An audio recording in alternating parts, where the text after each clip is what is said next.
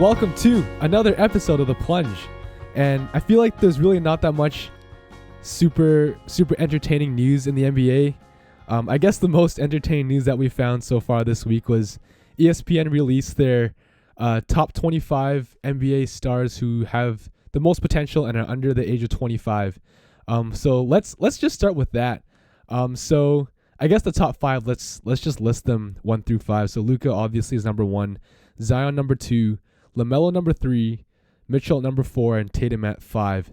So Nate, what are your impressions in this top 5, or even just anything that stood out to you in this list overall?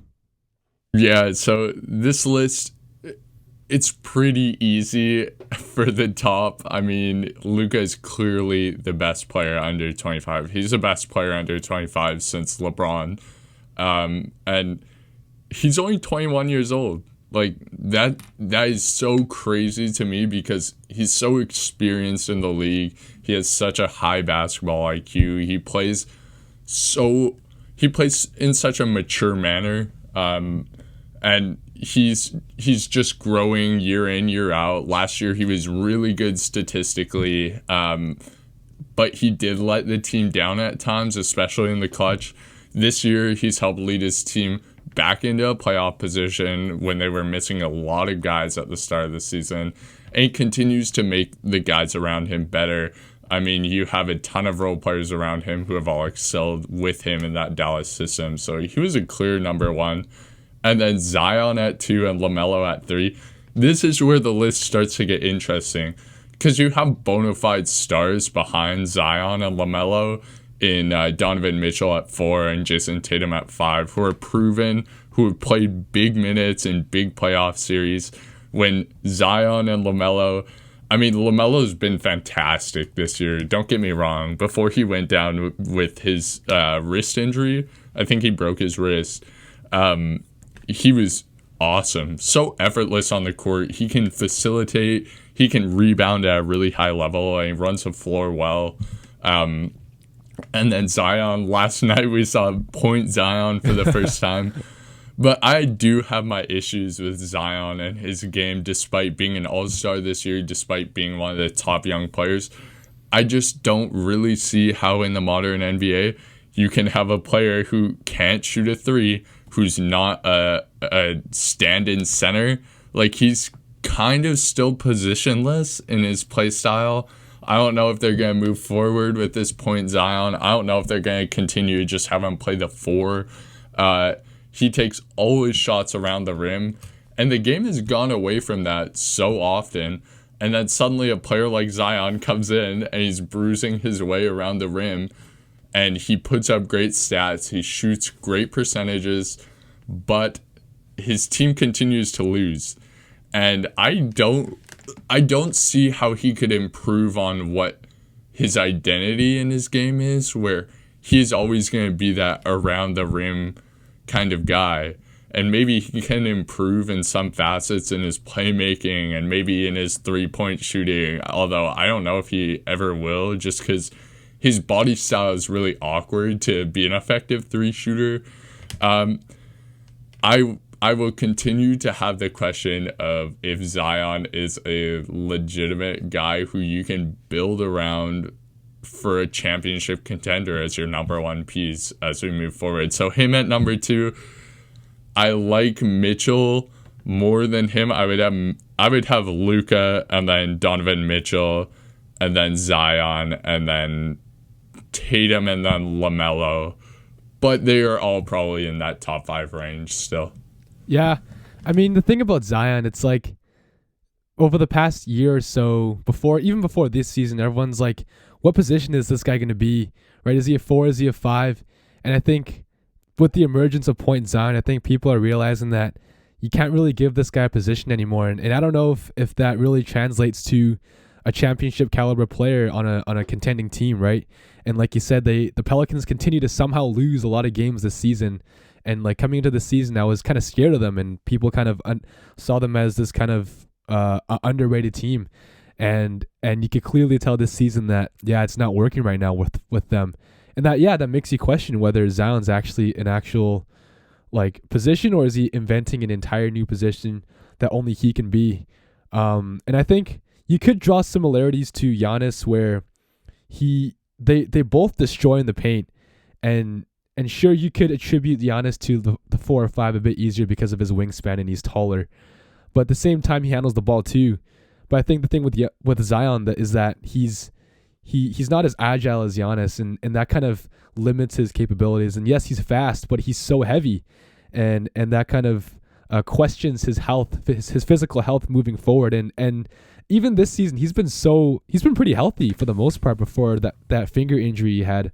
But he was playing back-to-backs. He had no minutes restriction. He was playing like 36 minutes a game or something, and which is very encouraging. But the thing is that he's only like 21, and who knows if he's really going to continue his consistency of his physical health as he kind of ages on. Even like the question is like, will he stay healthy when he goes into his prime, like in the ages of 26 or 27? Yeah, some other interesting takeaways from this list as well. Moving on from Zion, Trae Young at number 16. After a lot of people were comparing Trae Young pretty early in his career to Steph Curry, and I mean, he has been a good stats, bad team guy for the past, I think he's been in the league 2 years before this one. 2 or 3, yeah. And he has shown a bit more of like a leader type player this year. He's led them to a much better record than they had before. They're sitting at, I believe they're sitting at 4th in the Eastern Conference standings right now. I don't know what to make of him yet because the Atlanta Hawks are really talented, and we've talked about that a lot. They have a lot of veteran players, and Bogdan Bogdanovic has scored over 20 in his past 6 or 7 games now. Gallinari's been really good off the bench. John Collins continues to be a double-double threat. Capella's he's top in rebounds per game in the NBA this season. But the question remains to me, is Trae Young really a piece you can build around? And it stems from him just being such a defensive liability first and foremost, because he really only offers defensive, like his defense will never be plus. He only offers offensive production, but he does play make really well. He shoots really well, and yet on this top 25 list, he's ranked behind guys like SGA, who has had a really good year this year, Bam, Michael Porter Jr., Jamal Murray, all guys who you would look at as second or third pieces on a championship team. Never really first options, though. And Trae Young was projected to be a first option for the last few years. So what do you think about Trae Young, not only on this list at 16, but as a leader moving forward for the Hawks? Yeah, I think his potential as a first option for a team, like his success as a first option for a team, really relies on the supporting cast of the team, and you could see with Atlanta acquiring wings like DeAndre Hunter, Cam Reddish. Those are good athletic wings who are, I think, 6'5", 6'6", and yes, you also have Clint Capella, right? You're surrounding Trae Young with a lot of athleticism, and I think that's the right direction to go, especially on the defensive side where that allows you to hide Trae Young in your defense a little bit more. But then again, I think a lot of teams are going to exploit Trae on the defensive end a lot, and it just goes to show that, yeah, he's a one-dimensional player. He can't play defense, but is that really enough to bring this team into contention? And I think, yeah, I agree with you. And I think if his ranking were to change, that would really depend on his supporting cast in the years moving forward. And I think ESPN puts him at 16th just because of his defensive limitations. And so I think, yeah, it'll be very interesting to see in the coming years who his teammates will be and how their chemistry will really develop, because Cam Reddish and DeAndre Hunter are really young still. Clint Capella is sort of young too. Bogdanovic is a bit in his prime now. Even Kevin Huerter is an interesting piece as well.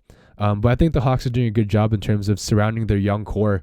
And there's a lot of criticism on the Hawks this season. I think earlier this season, I think they're a bit better now. But even then, and they fired Lloyd Pierce. But even then, this team has only been together for not even a year yet. So he's got to have some patience with this team. That's my thoughts on Trae Young. Yeah, it'll definitely be a wait and see with him because guys like I said before, SGA has probably passed him. I mean, you look at SGA right now averaging 24, 6, and 7 on 52% shooting as a 6'6" point guard. That brings so much more just diversity, as well as like you're able to have him as a legit 3-position defender where he can get out and guard those small forwards. And he plays really good defense against point guards. He has quick hands, quick feet, and he does have that tenacity ever since Chris Paul was there last year. And so it's interesting to see progressions of point guards who in years past have really not been in the same echelon as Trae Young. Like, you have De'Aaron Fox at number 6, who's also past Trae Young. And De'Aaron Fox was probably not in the conversation with Trae Young last year. I mean, Trae Young was an all-star starter. De'Aaron Fox was not even considered for the all-star last year. But he just becomes so much greater of an asset to a team because not only does he bring explosiveness on offense, but he brings that defense. And you can train Trae Young all you want to be able to be the best centerpiece on offense. But until his defense is competent, his plus-minus splits are always going to be talked about, and he's always going to be scrutinized as a player. Yeah. I guess that does it for our list here.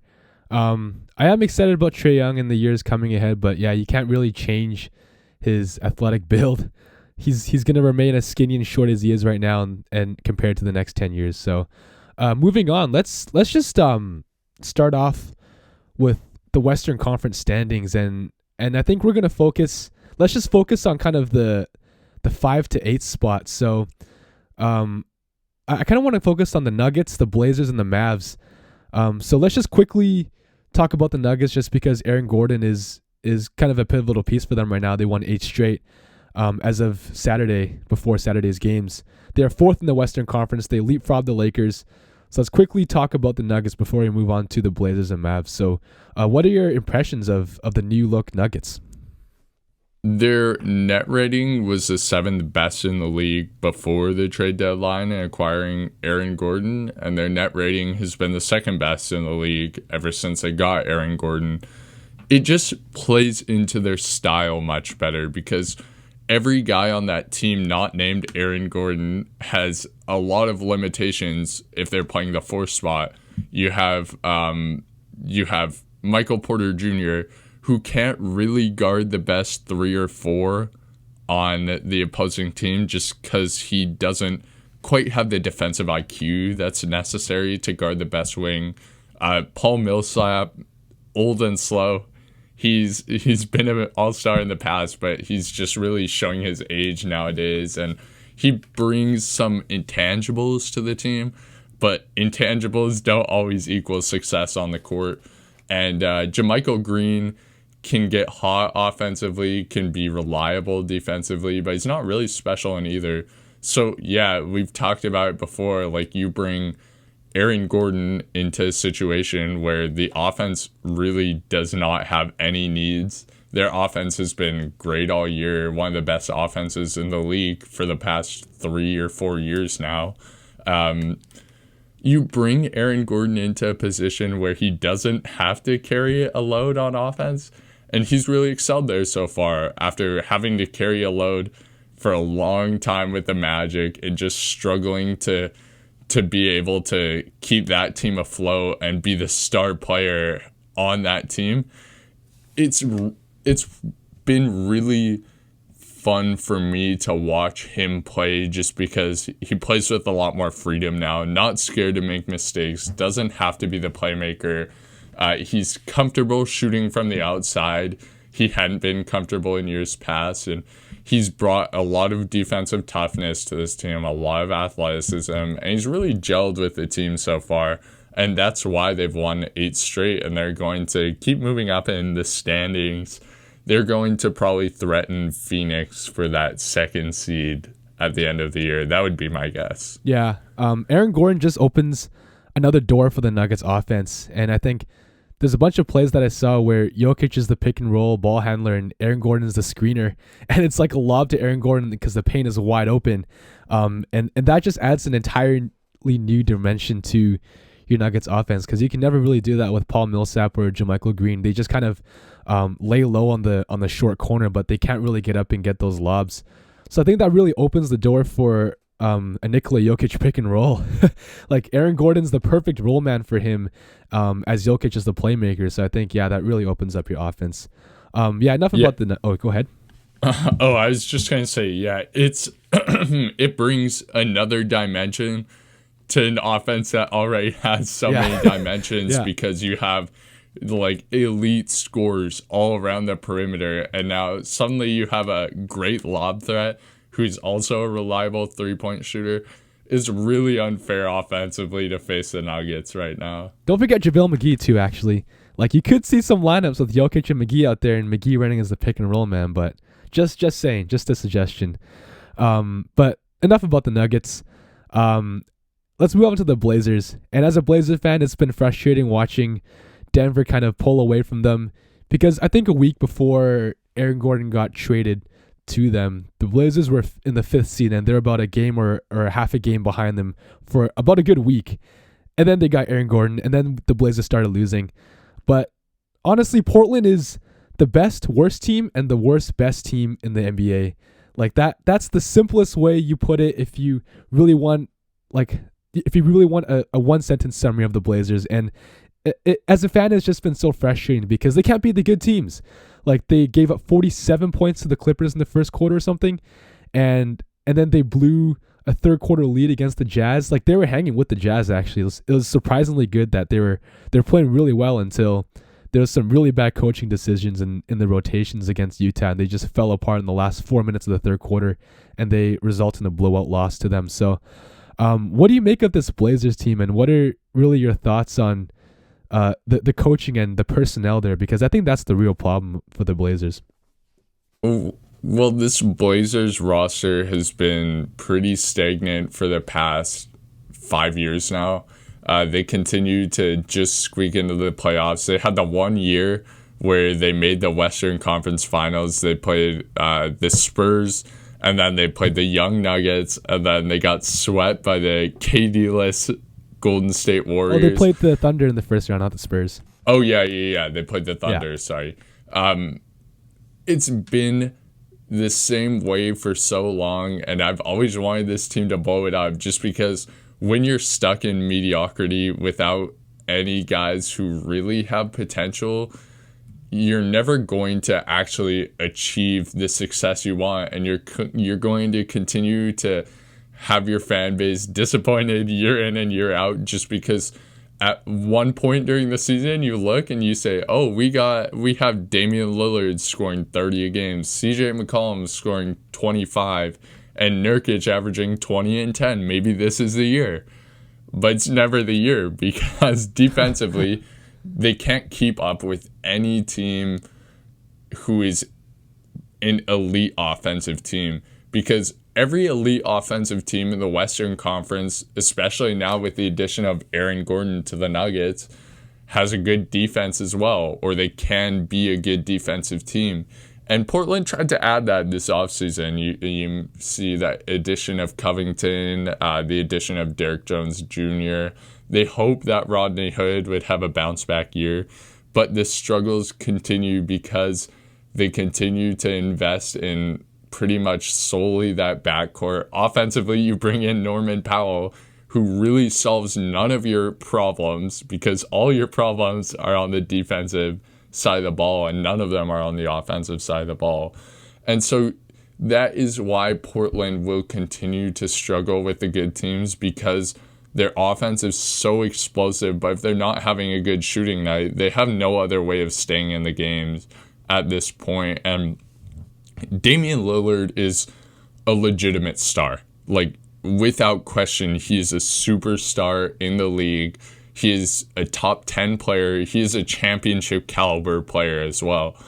But they will never have the chance to to surround him with a championship caliber roster until they decide to trade a CJ McCollum and they decide to trade a Jusuf Nurkic and either tank for a couple of years or trade for an elite big or wing, just because having 2 stars only in your backcourt has not worked for Portland. It didn't work for Toronto beforehand, and it's really never won a championship when you don't have an elite player at a wing or a big position as well as one of the backcourt positions. Yeah, and if you were to find a short-term solution this year, I think as it pertains to not having that wing, Nasir Little makes a very interesting case to be that two-way forward.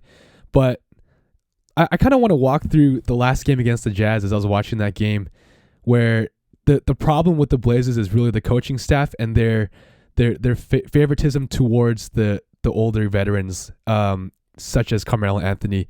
So I think it was near the end of the second quarter, it's like 5 minutes left. Nasir Little comes into the game. He gets an immediate layup, and then I think a couple minutes later, he was given the ball, isoed on the wing against Bojan Bogdanovic, blows past right by him for an easy layup. And then the Jazz come back in the next possession. Bogdanovic tries to post Little up, and he blocks him. And then I think a couple minutes later, Little misses a 3-point, open 3. And at that point, I think they were down by 1, and it was a really close game. And the Blazers were playing with like a small ball lineup. They did not have Cantor in. They didn't have Nurkic in. I think it was like Covington and Little in at the 4 and 5.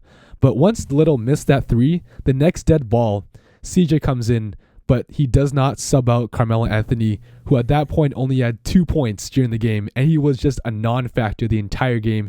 He was missing all of his ISO shots, and I think Carmelo Anthony kind of messes up your offense entirely. And although, yes, he can be relied on in some parts, when your offense is standing, you just give the ball to him in the post. I think it really limits the potential of wings like Nasir Little, and even taking away minutes from Derrick Jones Jr. Because I think once Norman Powell came to the Blazers, Derrick lost his spot in the rotation in the starting lineup, and consequently, of course, Terry Stotts, you of course go to Enes Kanter and Carmelo Anthony as the first guys off the bench, and that kind of limits Jones Jr.'s minutes down even more.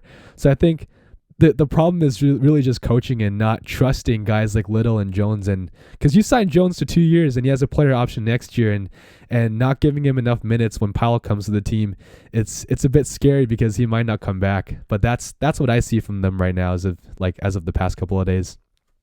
Yeah, it's definitely one of those situations where Melo comes with a lot of bad and some good, and he's been that way ever since he left Denver, because his New York teams always struggled. Like, they were very ISO heavy.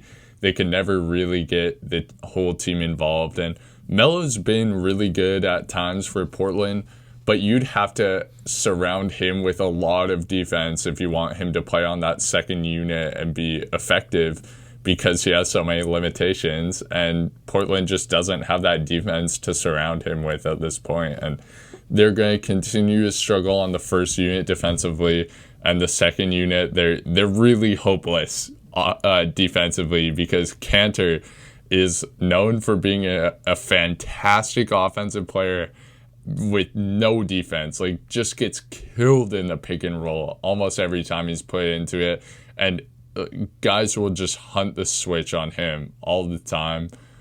Carmelo, not only is he not a very willing defender, but he's also old now, and he's getting slower.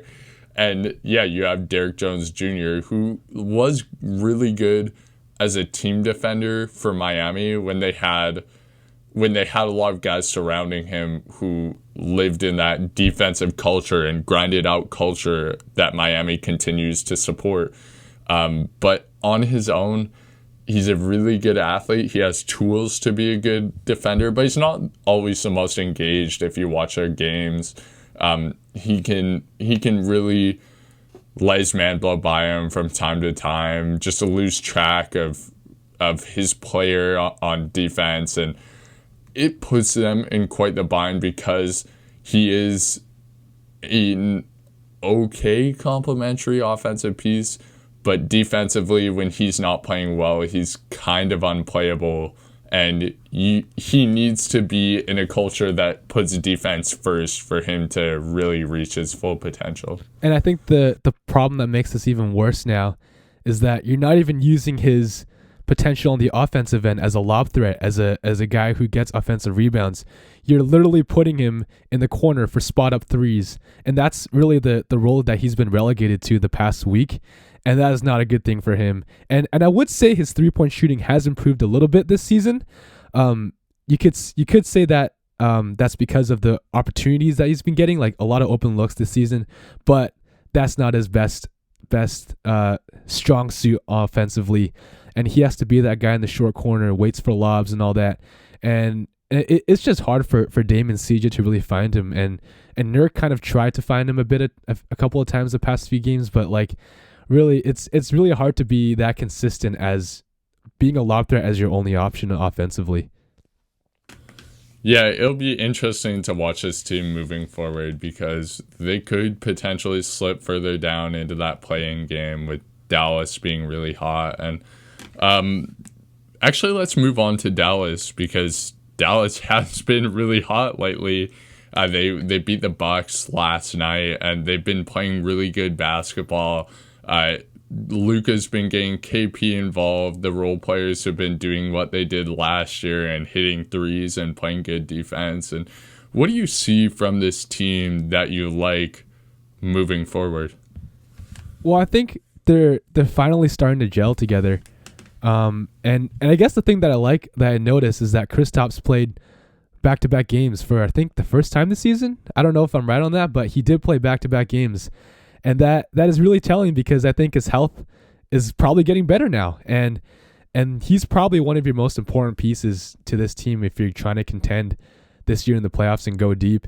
Because like what happened last year in the bubble, like I think he was out for a couple of games against the Clippers, and like yeah, and I guess he does have some limitations defensively because he's a slow guy and he can be exploited a lot in the pick and roll. But I think it really depends on the role players of the Mavericks because Luka is just such a good playmaker and everyone knows that by now.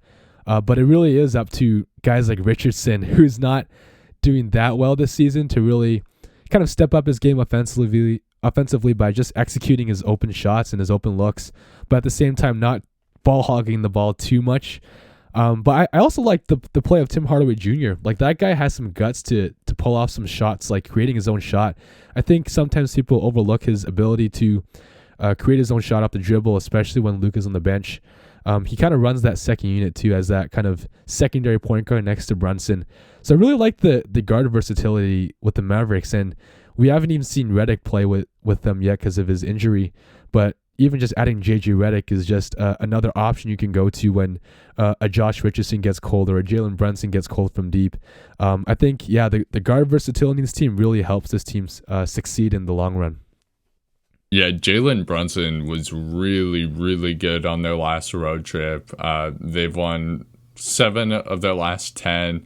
They continue to work their way up in the standings, and Dallas has been so effective because their role players are back and playing effectively. And last year their team was so successful offensively because you kick it out, and Finney Smith, Seth Curry, Tim Hardaway Jr., Maxi Kleber are all really good spot-up three-point shooters, all solid defenders. And I think the most telling thing with this Mavericks team was Dwight Finney-Smith was interviewed after playing the Jazz the other night, and he was just talking about how the last time they played the Jazz, they had all their guys come off their COVID list, and he was saying how he could barely breathe. Like, running up and down the court, he could barely think, could barely breathe, and so it was a different game this time. And that started to bring a lot more confidence in this team for me because Dallas struggled at the start of the season and they didn't look like themselves. And then there were about 5 games after everyone came back from all their COVID concerns where they just really were terrible still. Like, couldn't hit any shots, couldn't guard any team. But those things can clearly be pinned on fatigue and just the effects that COVID had on the team afterwards. And so when you hear guys like Finney Smith, Maxi Kleber all talking about how they feel so much healthier, and you watch the games and their defense has been actually really effective this year. They're holding teams under 110 points per game. So they're top 6 in the West in defense, which really has not been a case for them in the past few years, especially since Luka and KP got there because of their defensive limitations. But KP finally posting up and not just chucking 23s a game. And their team has played so well. Also because Luka's been really unselfish lately. It has not helped my fantasy team at all because his stats have not been nearly as good. But he's been cutting off the ball, which I had not seen all year this year. He's making sure that he's getting the ball to his teammates in the right position. He's hitting over 40% of his threes in the past 25 games, which is unheard of for him. And he's been so effective offensively in big games. And so I'm really excited about this Mavs team because I talked them up a lot at the start of the season after their run in the bubble. And I thought they could have beat Dallas had KP not been injured and ejected in the first game. And I do still believe that Luka is one of the top 5 players in the league. You can see him really taking control and just willing his team to victories this year.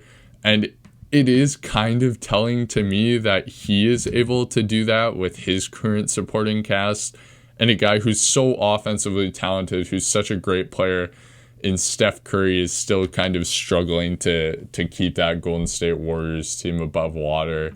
So yeah, I don't see a way in which you don't rank Luka in the top 5 players in the NBA right now, just because day in and day out he gets the job done. He does what the team needs him to do, and this Mavs team is going to, I think, leapfrog the Portland Trailblazers soon, and they'll be kind of in that 6 to 3 seedings as we move forward.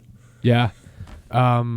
It pains me to hear you say that they might leapfrog the Blazers, but I just don't want to see another play-in tournament with the Blazers in it. But I think their consistencies from the role players, I think we said this before, is important to this team. And I'm just looking at Josh Richardson's past few games. The game against Utah, they beat. He was 5 for 5 from 3, and then the next 2 games, 0 for 6 from 3 against the Rockets. They lose. 0 for 6 from 3 against Milwaukee, but they still win. But Milwaukee didn't have Giannis. But anyways, but the point is that Josh Richardson has to be kind of emerge as that. I think he did pretty well for the Heat when he was in the Heat. Kind of that guy who knocks down your threes. Is that 3-and-D guy, and I think you said before, like he was never really a 3-and-D guy this season because he can't really hit threes. But I think that's a really important part of that team because he's going to play 30 minutes. He's going to continue to keep starting for that team.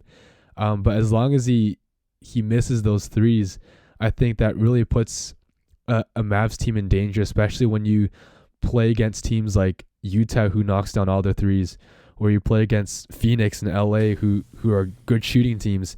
You have to your 3-point shooting has to be on par with those teams, and you can't always rely on Luka to take those shots. And I think if your role players do not hit their threes, that's just gonna make Luka take those contested threes, those contested step back threes even more, which might hurt your team because those are tough shots to make, right? And that puts the burden on Luka even more.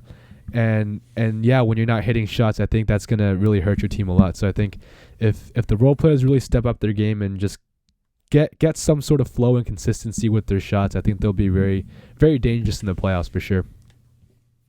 Yeah, we'll definitely see them, and they will be a tough first-round matchup for whoever they play just because of their star power and their composure under pressure, as we saw last year. Let's move on to our last team that we're going to talk about today.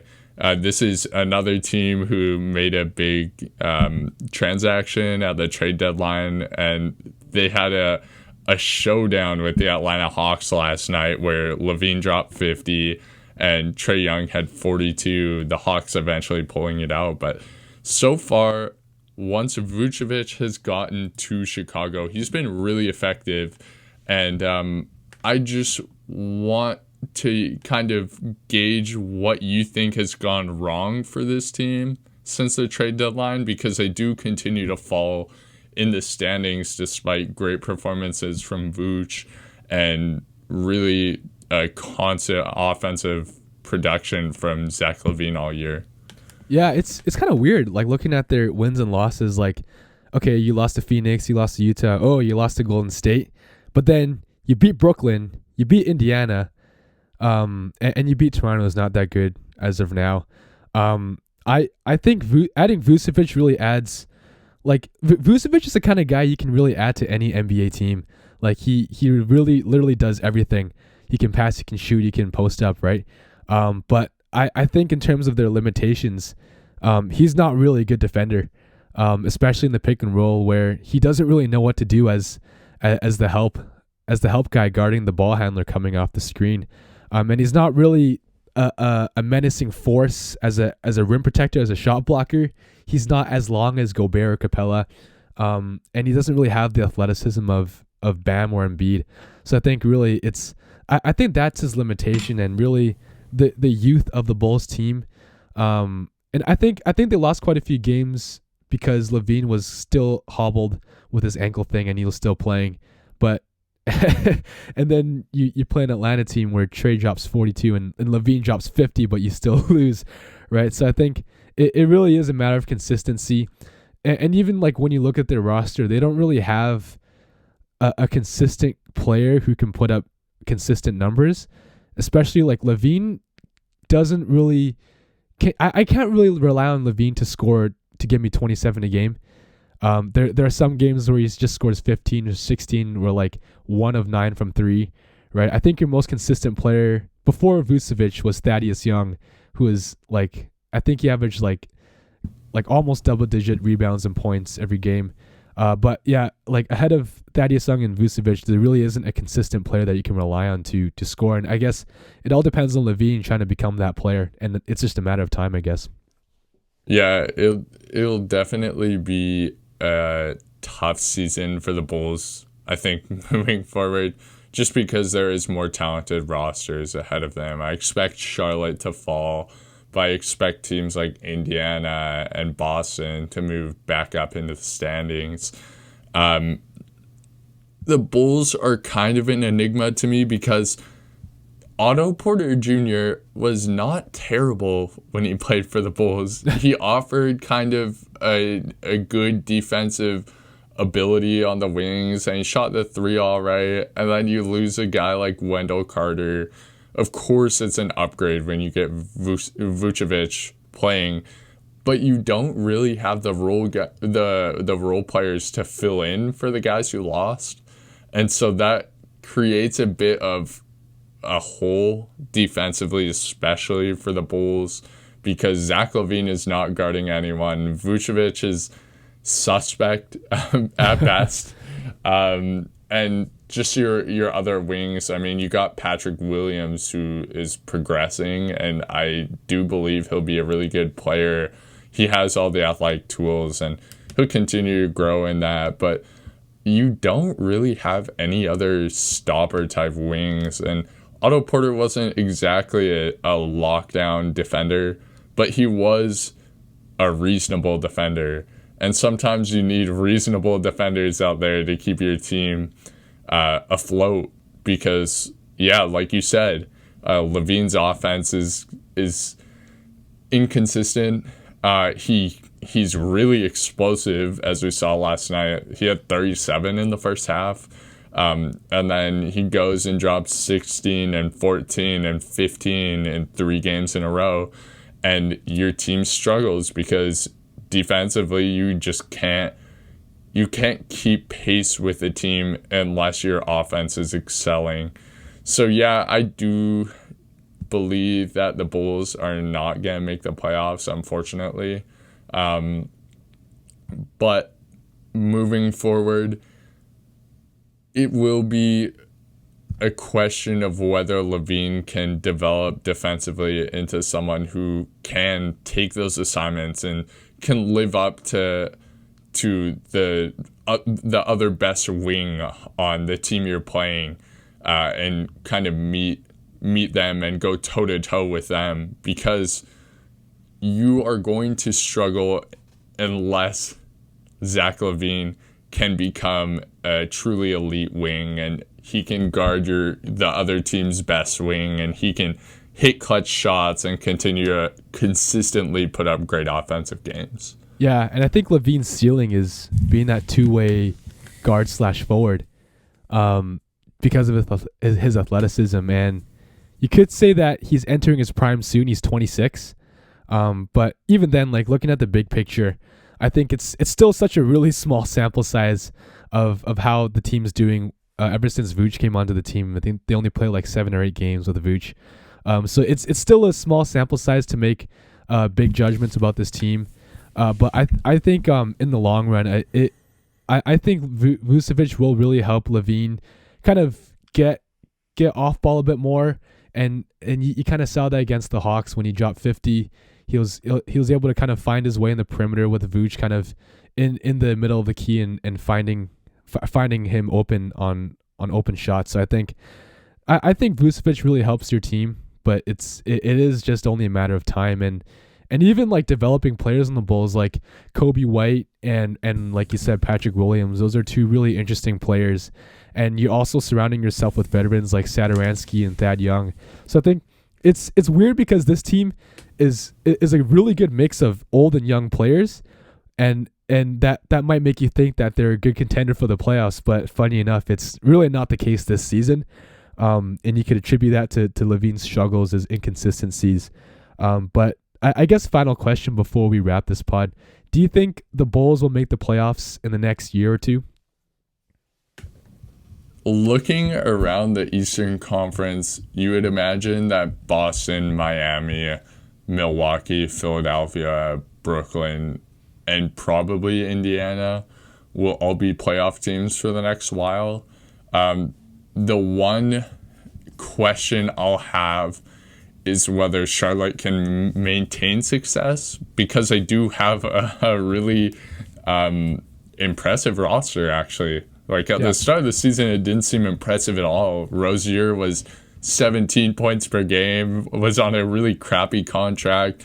Devontae Graham had a breakout year last year, but they signed Gordon Hayward for 4 years, 120, which I thought was pretty good at the time, just because people were saying he regressed in all these ways with Boston, but the only way he regressed was in his touches.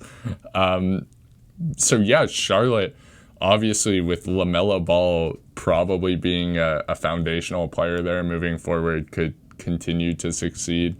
And then it just depends what happens with Atlanta as well, because Atlanta does have a very, very talented roster right now. DeAndre Hunter is kind of Kawhi if Kawhi was not as good. Poor man's Kawhi. Yeah, he's a poor man's Kawhi, and he does a lot for that team when he's playing, and they've been exceeding without him. Their roster is, as I said before, it's really, really talented. It is going to be tough unless the Bulls make some other moves moving forward to make the playoffs. So I guess a follow-up question to end the pod. Out of the 3 teams, the Hawks, the Hornets, and the Bulls, which team would you ride with for the next, say, 3, 4, 5 years that can make the farthest in the playoffs, or even just make the playoffs? Who has the best potential out of the 3 teams? Well, I would not even put the Bulls in that discussion because the Hawks and the Hornets are much more talented. I would take the Hornets just because I kind of know what I'm going to get there. Like, all the guys who are there right now are going to continue to be with that team.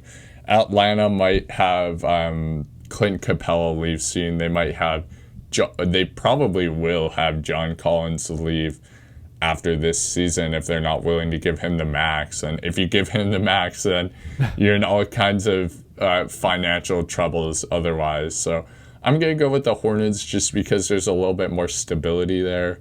The Hawks probably have a higher ceiling talent-wise, but LaMelo Ball is the best player on either of those two teams, so I'll ride with him. Yeah, I don't know about the Hawks roster staying together because of Devontae Graham, because Malik Monk's actually kind of emerged as that sixth man for that team. But yeah, I don't know, because you add LaMelo, now you have Rozier, Graham, and he's been playing off the bench, right? Because Rozier and LaMelo starting in the lineup now. So I think I don't know about Graham staying with the Hornets or even Monk. I think those two guys can really find a home somewhere else. But I think, yeah, it really depends. I might just take Atlanta because they have a solid squad right now, and I think you might keep Collins next year. It really depends on the coaching and Nate McMillan, just because he had a huge coaching change in the middle of the season, and now they're doing way better than before. So I think it'll be very interesting to see how the rest of the season pans out for both of these teams. But anyways, that really does it for this week's edition of the pod. The playoff race is ramping up soon, and we're really excited because it's almost May. Just got to get through the month of April and then head into playoffs for the rest of the summer. So thanks for listening to the pod, and we'll see you in the next episode.